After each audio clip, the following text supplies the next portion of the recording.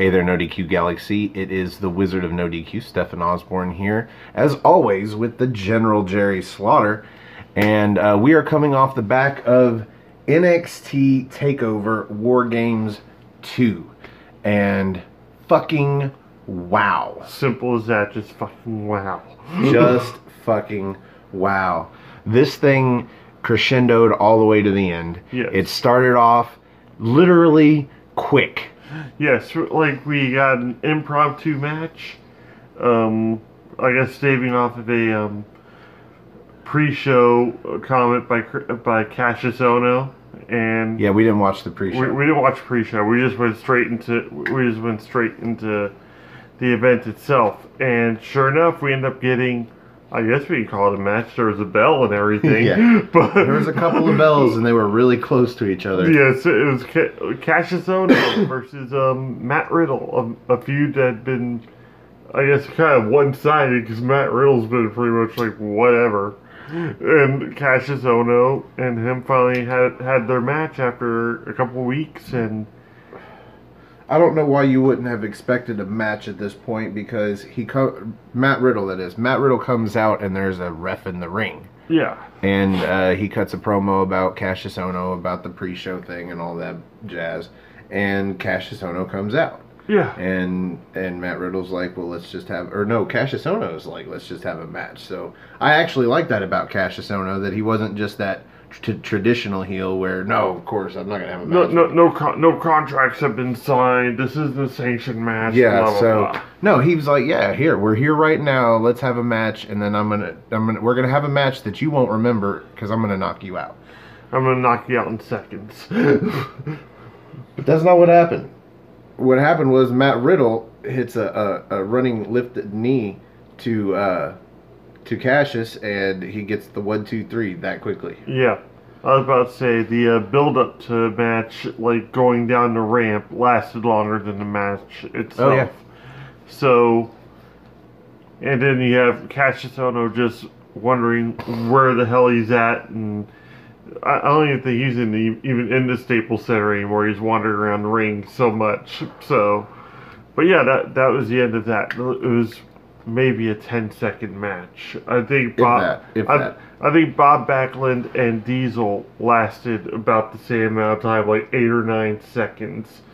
And well, I initially thought this was going to be a dark match, and that we were going to see it this coming week's NXT show. Yeah. And normally that's how they handle the matches for that first week after a pay-per-view or an NXT takeover of TV matches. They'll be the dark matches from the pay-per-view. I got to see that myself in Chicago. I think it was Bianca Belair and somebody, and then somebody and somebody else. I don't remember. It was a great weekend. I don't remember that part, though. I do know that is the one part of anything I saw live that I did watch again on TV, because I didn't actually go back and watch Money in the Bank or NXT TakeOver, the WWE Network broadcast of it. So it'd be interesting to watch it someday and see if I can actually see myself and Aaron and Virtue up in the nosebleed section. I thought you'd be able to. But that led into our first match, or first official match, the 2 out of 3 Falls women's title. And Shayna Baszler and Kairi Sane, they did not disappoint. No.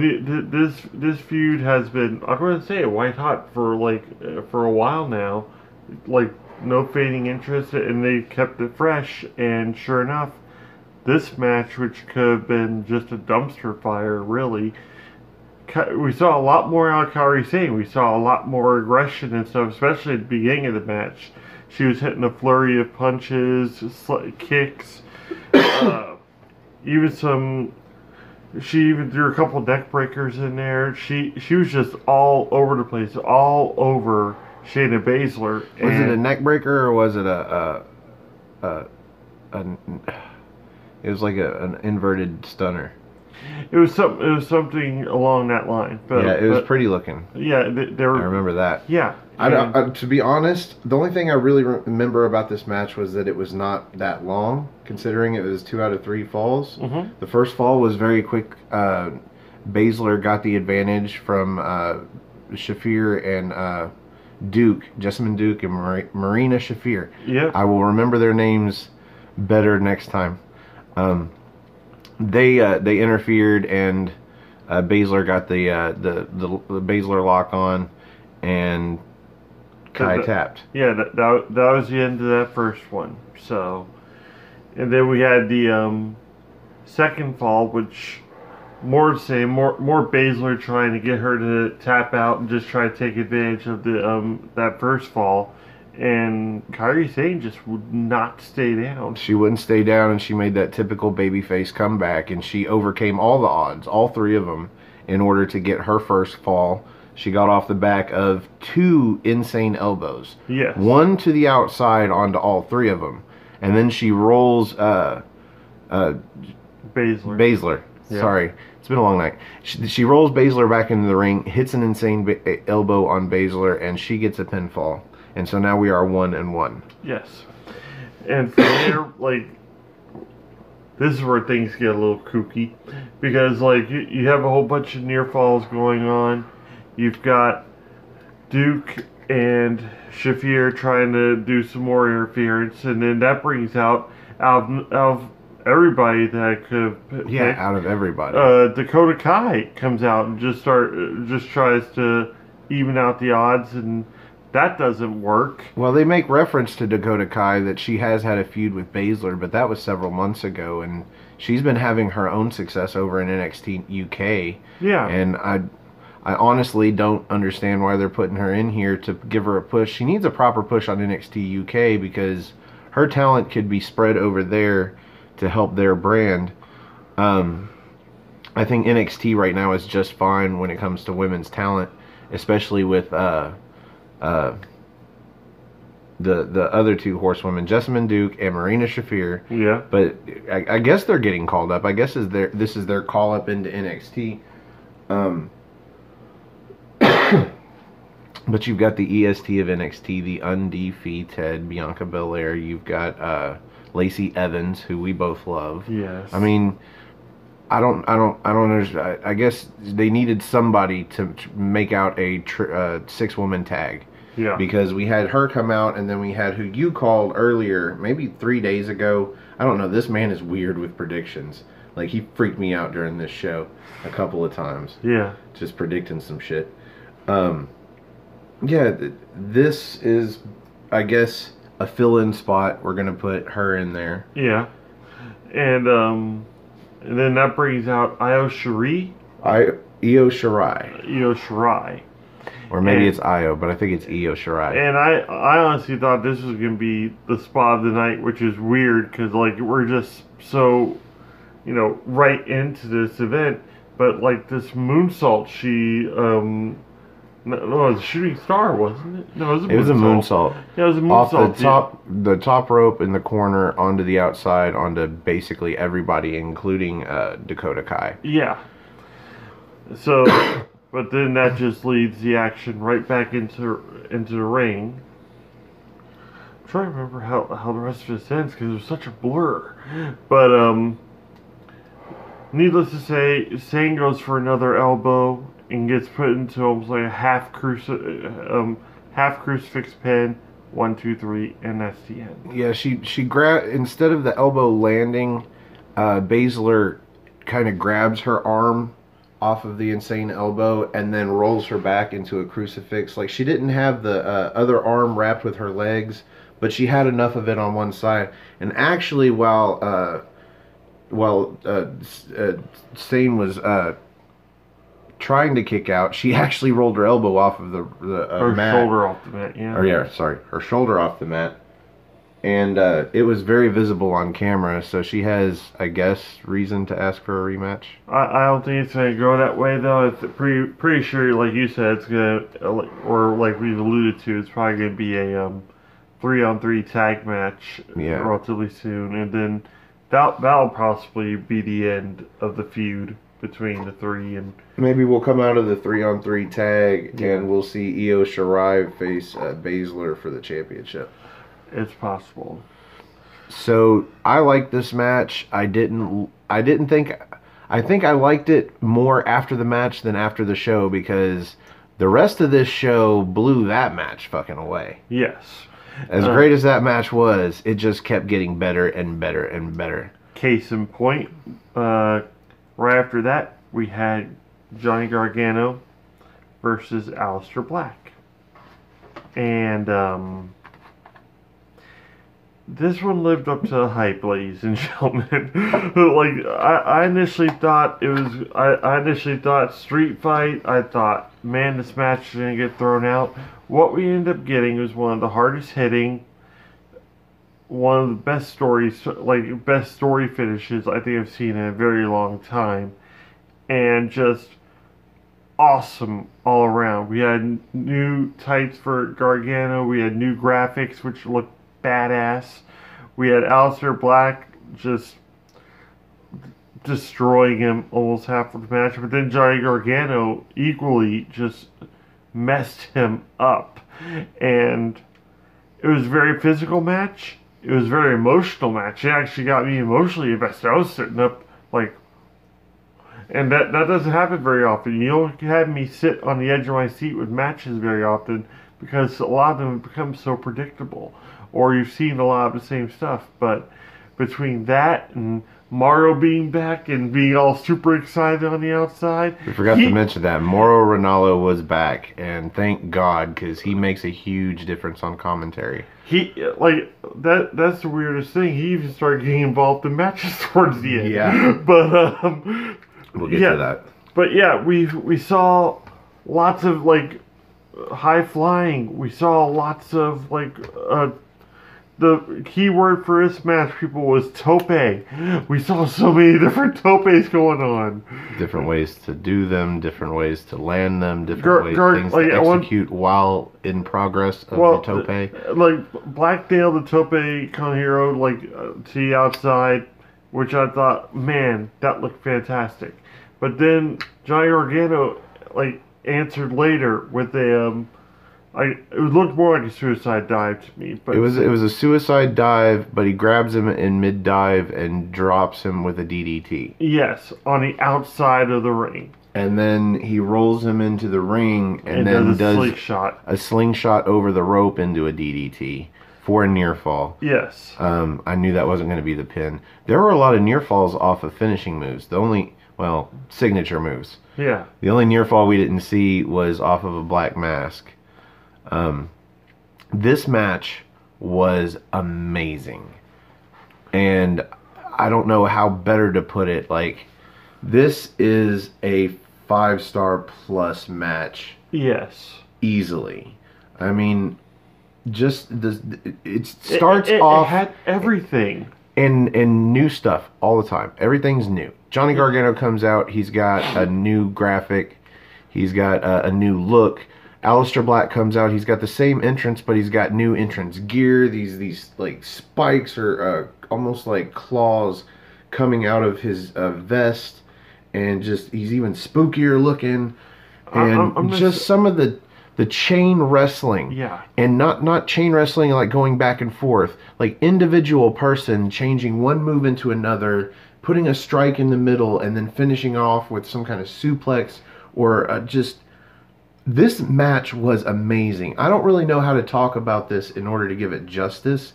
I just recommend watching this match. If you don't watch any other match from NXT Takeover War Games 2, watch this match. It was awesome. It was definitely a clinic. Simple as that.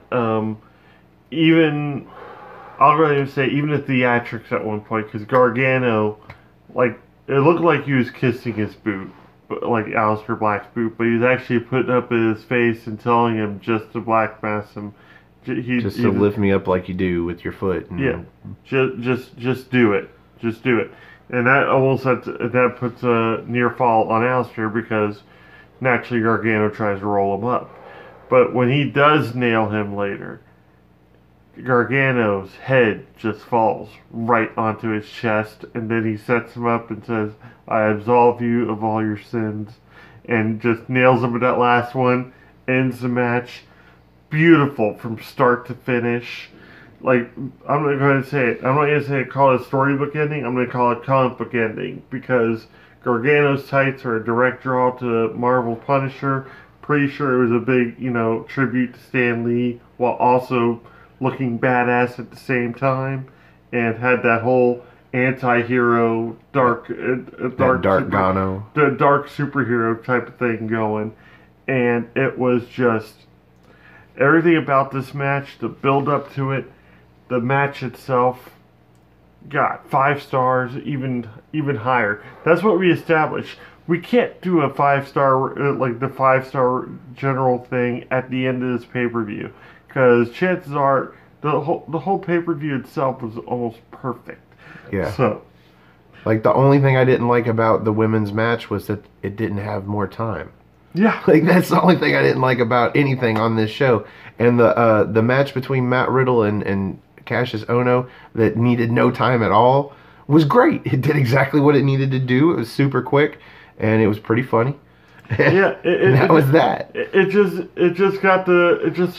it was there just to surprise the crowd, more or less. It was a little treat for them that weren't really expecting it, and also the fact that, like, why not start the show on quick surprise at the expense of Cassius Ohno?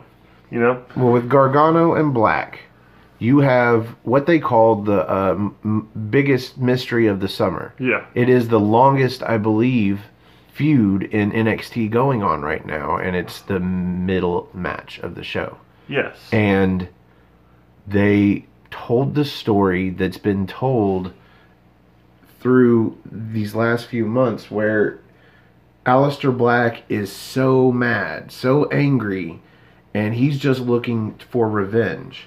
And so he's dominating Gargano in this match, because every time Gargano goes to outsmart him, eventually Aleister Black realizes what Gargano is doing. But Gargano is playing the smart heel, where he's figuring out ways to get out of these moves and to execute his moveset. That's the other thing I really like about this match, and it took you just saying that a second ago to make me realize it. They had a white hot feud with these two gentlemen, and they weren't even on camera. Like, they didn't even have to be in the show for the feud to begin and for everything to build up. There were people being interviewed. There was hearsay here and there, and they only had to show up, the last week or two, and they didn't even show up to wrestle. They just showed up to speak their minds before the matches. And I hadn't seen anything like that since Jericho Malenko, when Jericho pretty much was carrying a feud against Malenko for months on end. And for them to actually pull that off and then pull off a match like this, kudos. Well, that was just brilliant. They had all the build-up. They had all the proper storyline. And this was the end. I think you called it, this was the end of the feud. Yes. Because that's the story they told in the ring. No matter what Gargano could do to try and get the win and get out of this, Aleister Black was out for vengeance, and he was going to get it. Yes. But by the end, Gargano had put up such a good fight that Aleister Black told him, basically, I absolve you of your sins. Yeah. You are free of my vengeance. I'm going to now move on to Tommaso Ciampa and get my NXT championship pretty back. Much, it's like, I absolve your sins. I'm about to kick your face off, and this will be the end of it. And yeah, so at some point, Gargano takes down his knee pad and puts his knee to Aleister's face and gets a near fall out of it. Yeah. So Aleister Black pulls down his knee pad, and he hits a running knee that just echoes through this fucking place. And then that's where he hits the first black mask. Yeah. And that for me was pretty much the end of, that spelled the end. But then it was the exclamation point was that quick, that absolution, and then the other kick. There was that point you talked about where Gargano was on the mat and he was just begging Aleister to finish it. And so, he puts his face on Aleister's foot for Aleister to lift him up to deliver the black mask. Yeah. Well, while he's lifting him up, Johnny Gargano goes for the fruit roll-up. Yeah. And is unsuccessful. Yep. So. This time, after the knee, we actually see Aleister Black lift him up by his face with his foot, hit the black mask, And after the first black mask, like you said, he just falls headfirst into Alistair's chest. And that was just such a cool moment. That was just a spot in itself right there. So subtle, it didn't look worked at all. It looked natural somehow. Somehow that looked natural, and it to me looked like a comic book frame, like that one scene where like it takes up almost like a page with just him, just like with his head against his chest, like he was out on his feet, and it was just an awesome moment. You could tell what was going to happen next, but there's that small anticipation just didn't happen again. Second black mask, end of match. Yeah, we got the final words from Aleister Black. We got the black mask. We got the 1, 2, 3, and that's the end of that feud, I believe. Yes, that's. I initially thought they're going to drag it on longer. I hope they don't now, because that was. I don't think you could do a better match. No, you like if you even try to recreate that thing, it's going to feel forced. This looks so organic and so well worked. The whole match was a technical clinic. Like, it was technically perfect. Yes. Like, everything they did, I didn't see any botches. I didn't see any slip-ups. I didn't see even any missed calls. Nothing. This match, it looked like they had been practicing this match from the time that Aleister Black got cleared to train. A lot of people don't realize it, but these two have each been wrestling in 15 years. Okay, so they knew what they were going to be doing in the ring. Like we even made mention at one point, it's like were they just still getting this match together while they were off camera all this time? Because that's how long it looked. I think it would have taken any other superstar to put on that great of a match. So yeah, that was. Whew. Well, at the end of this match, we weren't really sure if anything could follow this up. We figured this was probably the match of the year so far, if not, the match of the year for the entire brand, maybe, if not just NXT, but WWE, Raw, SmackDown, all of the pay-per-views and everything. But then there's the rest of the pay-per-view to go. So how do you follow that up? Well, you follow it up with Velveteen Dream and Tommaso Ciampa for the NXT Championship. And they didn't disappoint either. Like Velveteen Dream, I'm gonna say it right now. He had me hooked from the start of this match, just for the Hollywood Hogan get up. Like he's got his OVA, it's like OVA shirt, and he's got the Hollywood Hogan tights with like his name or his eyes on the back. The classic Hollywood Hogan with the lightning bolt. Only his was kind of purplish at the same time. Yeah, and it had his eyes on the back of it, and it's just perfect. He had the belt, the weightlifting belt. Yep. He had the bandana on that said Hollywood. So did me proud with the bandana. Although I think he does bandanas a lot when he's not doing crowns and tiaras. Yeah, he does. But at the same time, he channels so many different superstars in this and. Classic superstars. Classic. We had Bret Hart with the figure 4 on the ring post. Yep. We had the actual figure 4, so he was channeling some Ric Flair. The kip up like that from Shawn Michaels. He did deliver the flying forearm, and then he did the kip up right afterwards. Right. And then the leg drop from Hogan. Ravishing Rick Rude's taunt of the gyrating thing. He did that too.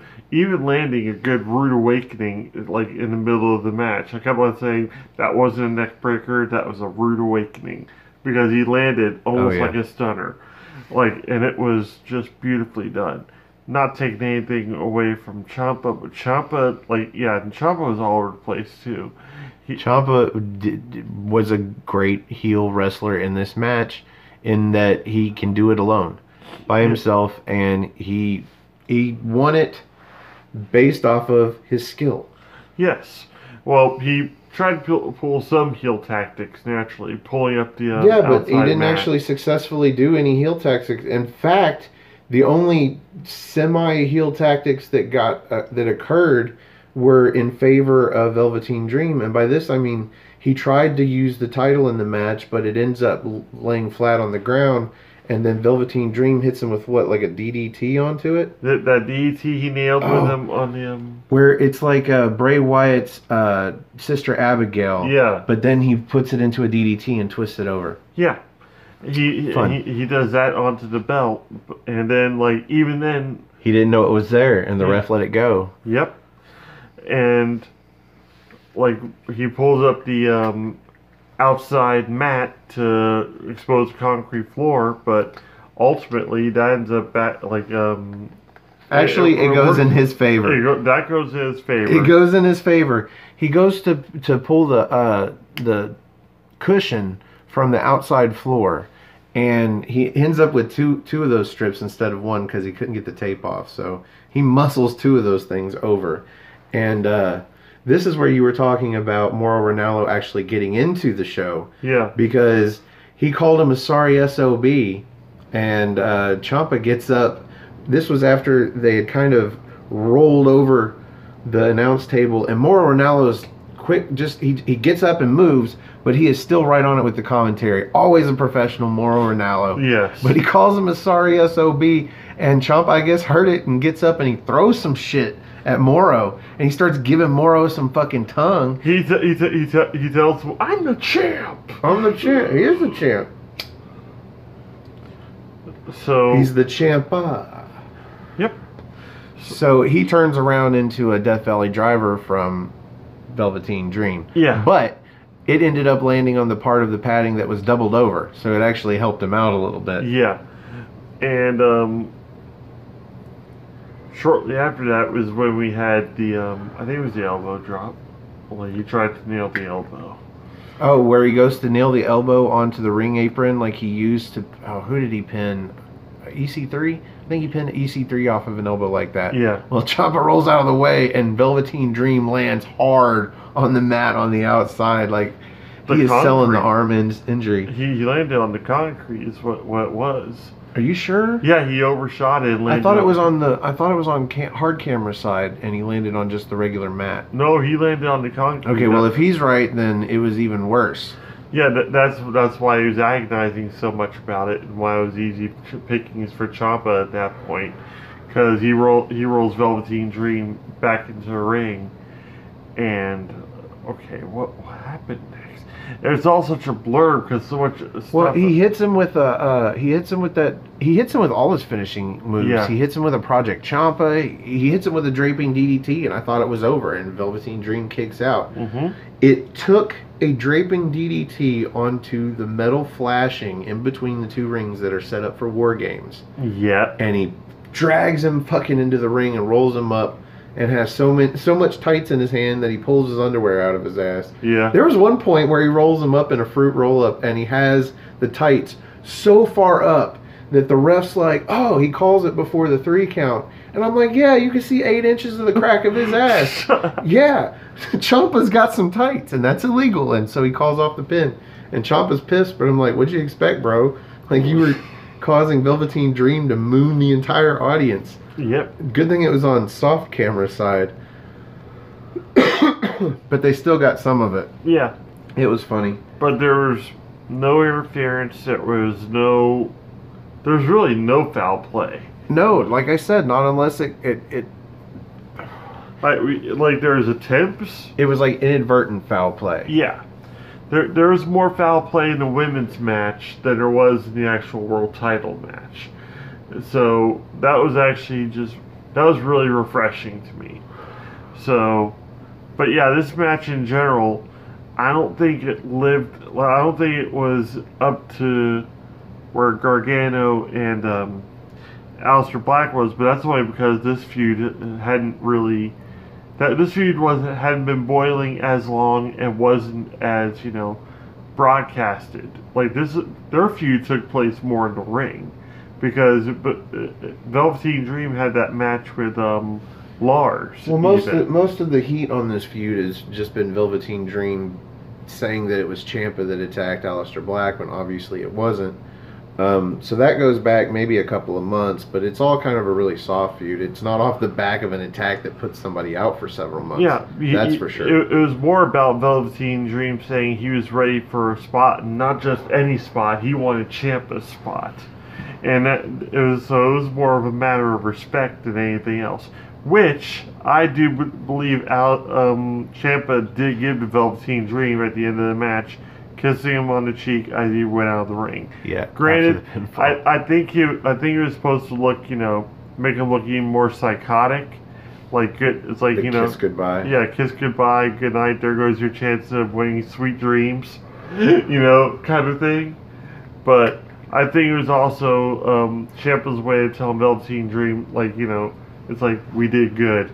Well, this match was fun. Yes. This was not the caliber of match that that Gargano and Black was, but it wasn't meant to be. This match was just fun. It was a great match put on by two great wrestlers, and it was your face heel story.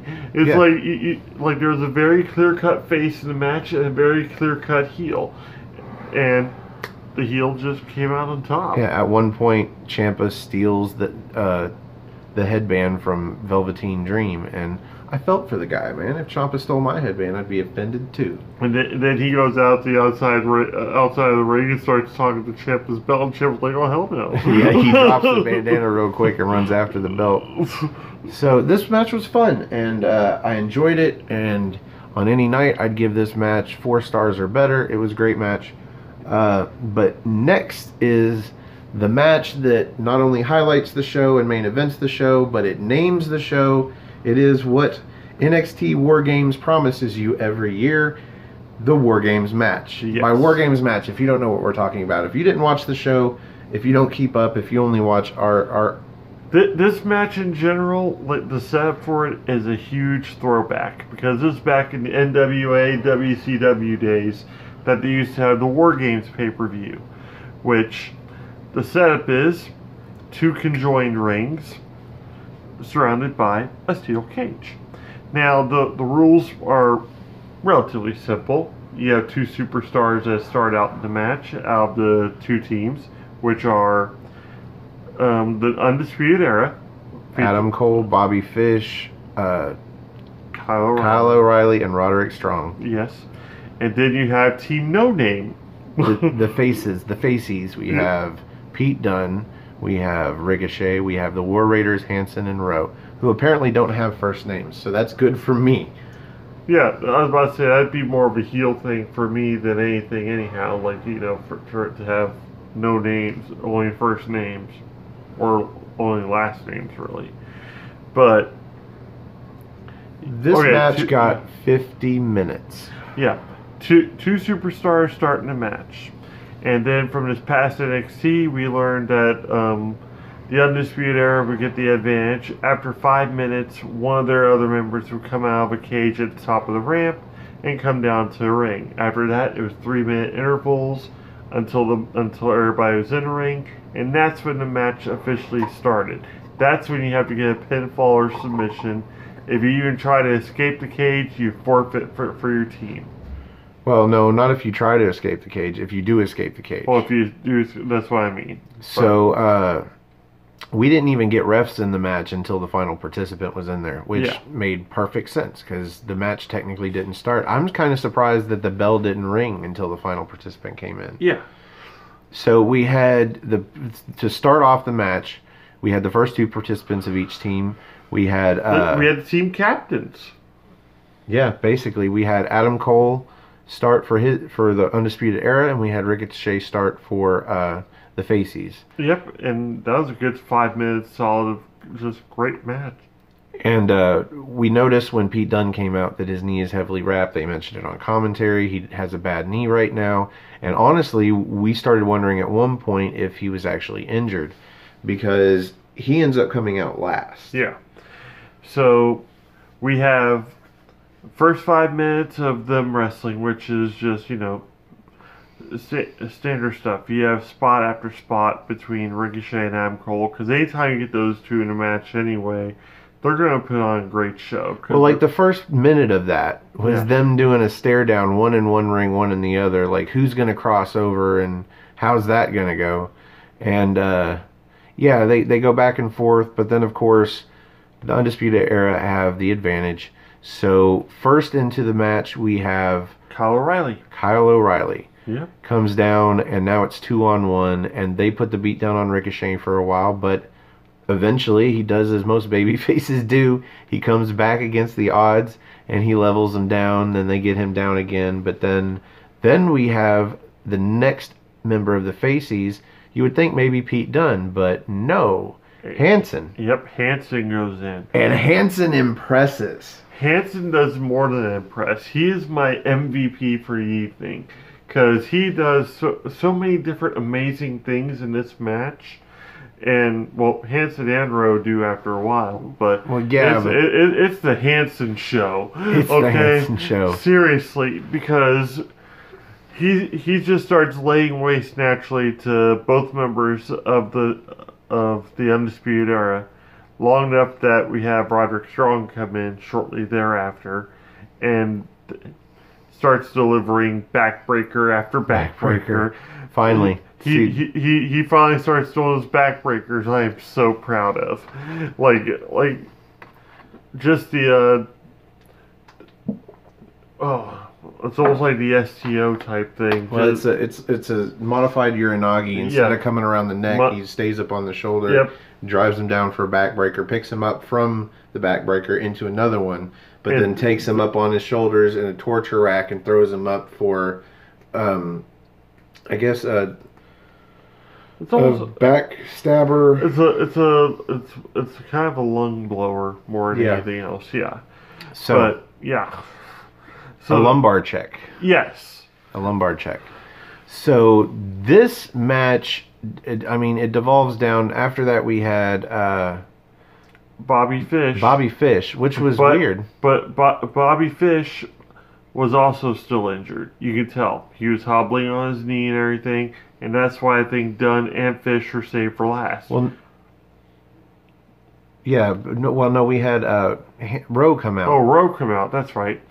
And I was about to say I completely skipped him. I feel bad about that now because he came out and he looked super impressive too. Yeah. He ends up taking one guy up with a power slam, like a World's Strongest Slam style. But then Hanson throws the other guy on top of that for a power bomb, and he drops them both. Yes. Like 450 pounds of 450 pounds of just human just crashing down, and it was nuts.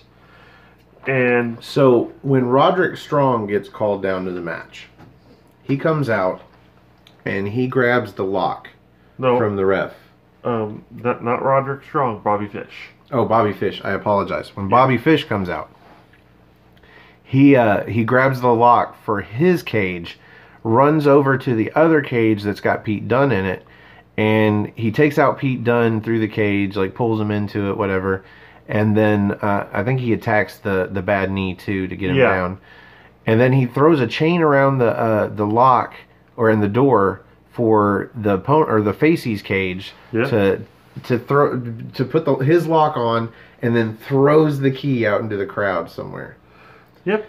Essentially to lock Pete Dunne in the cage. And so I don't understand this. I get that it's kind of different, but the match never actually can start until Pete Dunne gets into the ring. So what does this accomplish? You're not going to win the match. Well, here's the thing with that. That bought him some extra time for them to pull off the damage that they need to pull off on the other participants. Worst case scenario, Pete Dunne comes in there. Those three are completely taken out, especially after Fish threw into 4 chairs. No, worst case scenario is they can't get the shark cage open and they have to call the match. And so you did all of that for nothing. It's dumb. It's dumb. But the refs do come out. A bunch of refs come out with a bolt cutter and they cut it open and they get him out of there. You knew they were going to get him out eventually, and I think that's what Bobby Fish knew as well. You know what? If you're going to break kayfabe that hard that you knew that it was, then why do you even bother? It's just a show. I'm just saying, like, worst case scenario really is that they can't get the shark cage open and they have to call the match because it can never get started until Pete Dunne gets in the ring. So I thought this was kind of stupid. Yeah. So maybe this was the biggest problem that I had with the show. It was neat but stupid. I thought it was smart because that's just the way. It didn't even buy them all that much time. It didn't. But at the same time, it was something cool that I had never seen in a match like that before. I could swear that I've seen stuff like that before. or It may somebody have, puts a different lock on just to. I it don't may know. it may have happened, but at the same time, like that body fish just, I guess we're gonna say 30 more extra seconds because they were finally, the referees were like, oh, let's get some bolt cutters or something, and they end up getting the bolt cutters, but not before Bobby Fish threw in 4 steel chairs into the ring, each with the Undisputed Era logo on them, which I thought was pretty great. Yeah, that was awesome. So they each get a chair and they all just start whacking away. At one point, I think they said they delivered a concerto. Yeah, that was even the. That was Oh the no, I don't think they're allowed to deliver real concertos anymore. No. That seems beyond the concussion advisory. Yeah, that wasn't a concerto in any way, shape, or form. But eventually Pete Dunne does get into this match, and thank God, because we end up with the avalanche of all avalanches. Yeah. This was an avalanche of human flesh. Yes. We had... Okay, so Adam Cole goes up to the top of the cage, ostensibly to lure Ricochet to the top of the cage, so that they can double team him. I think, who was it? Was it Fish that went up there? Yes. Fish goes up there and they double team him and they try and throw him out of the cage. That way it would cause his team to lose.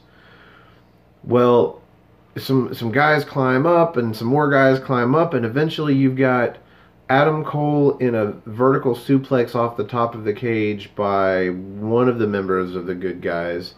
And then another guy that's going to sort of side slam him, and then another guy on the other side going to side slam him, and then you had Hanson got a sleeper hold on him by, I think it was Kyle O'Reilly. He backs up into the whole mess, grabs the 2 guys closest to his arms, and brings everybody down. Everybody but Ricochet. Yep.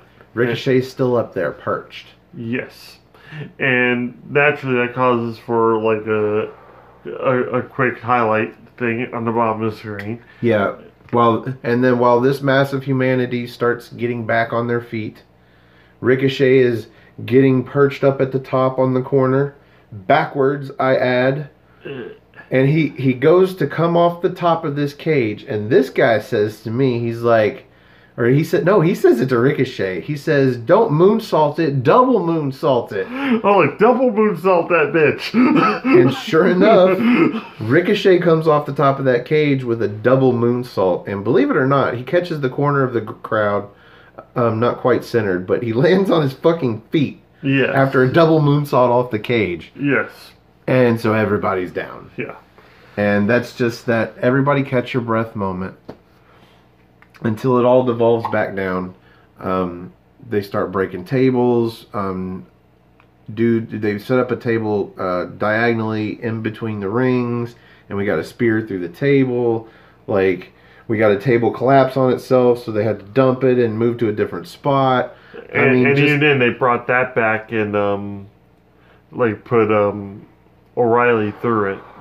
So you had kendo sticks and chairs. You had a spot where Pete Dunne gets up and all 4 members of the Undisputed Era are around him. And somehow he manages to fight out of all 4 of them. Yes. And then you also have a spot where all 4 members of the Undisputed Era get up, and you've got all the good guys surrounding them with weapons. Yes. And this match was just fun. There were a few weird spots. There was a spot where Kyle O'Reilly kept insisting on wrapping a chain around Pete Dunne's ankle and could never get it done successfully. I did not see one successful use of that chain around his ankle. No. It just seemed like an unnecessary spot, because there were a few good spots. Pete Dunne put some sort of arm bar or something onto O'Reilly from that, where he used the chain around his hand. Yeah. But I think that was meant to be in there, but I think Kyle O'Reilly did mess up with the chain so many times that it was kind of thrown out. It's like we're not even going to worry about this anymore. We need to move on. The coolest spot of the match, I think, for both of us was this right here. Yes. They all end up getting up, but the 4 good guys are in one ring, the 4 bad guys are in the other ring. They stand up, and even the commentators are giving it all the typical last stand kind of thing. All those names. But then they all congregate in this small space in between the middle, and it breaks down into just punches and whatnot. And the commentators call it trench warfare. And this whole match was, again, just super fun. Yeah. It boils down, in the end, we have Ricochet and Pete Dunne basically with Isolating Cole. Isolating Cole. We have Pete Dunne hit the, what does he call it? His finisher, whatever it's called. He hits his finisher. Ricochet comes off the top rope with a 450 splash, and they both pin Adam Cole. They both end up throwing an arm over Adam Cole for the 1, 2, 3. And if you watched our predictions from our last episode of What's NXT, I won with 3 out of 5.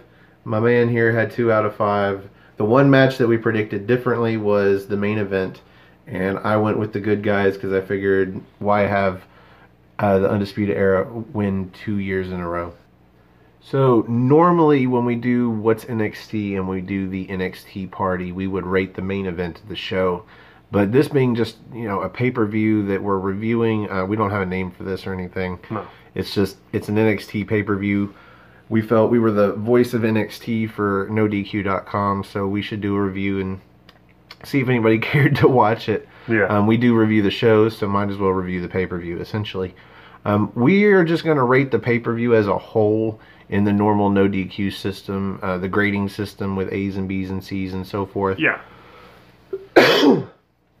Personally speaking, I don't really recall anything that I hated about this show. Everything was great. Not even everything was good. Everything was great. This show was great. I give this easily an A+. Easily an A+. All right. With me, same thing. It was my first ever takeover, so I don't really have much to measure against, but there's finality to every match. Every feud could have ended right there. Could it go further? Possibly, but if it ended right there, I'd be happy with it. Start something new, start something fresh, whatever, but I have to give it an A+ too. There's not a throwaway match in this card. Each match on here meant something, and it was wonderful, and it was just an experience all the way through. The matches themselves, the commentary, the fan reactions, everything was just spot on.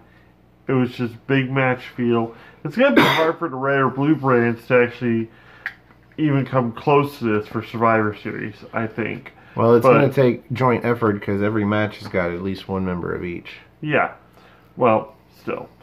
Even then, I don't think it's going to measure up to what we just saw this evening. I'm not sure there's a lot of instances where the main brand pay-per-view ever goes above the bar that NXT sets the night before. No. Usually the main event pay-per-view, or the main roster pay-per-view, kind of just irks over the low bar they set in the bad storytelling and the bad build-up to all of their matches. The NXT is the Steamboat Savage of the WWE at this point, because there's never going to be a bad match in that.